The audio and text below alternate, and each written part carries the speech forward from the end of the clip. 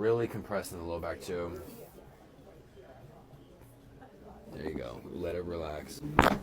That was massive. Wow.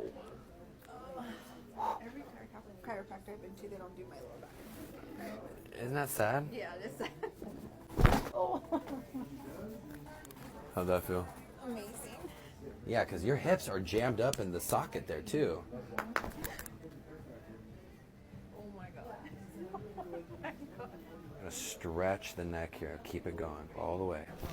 See? Oh, I felt that to my hip. Oh boy. Oh, Ooh. that's crazy. It goes from literally all the way. went from- I felt that a lot Yeah. in my low back. Thank goodness. She gets some burning sensations in the shoulders and stuff too. And that's nerve, you know? That's coming from the neck. Yeah. So drop the head. Gosh, it's just Oh. wow. Whew. A lot better. And then we're gonna hit this spot right there. Oh my god. Wow. That was good.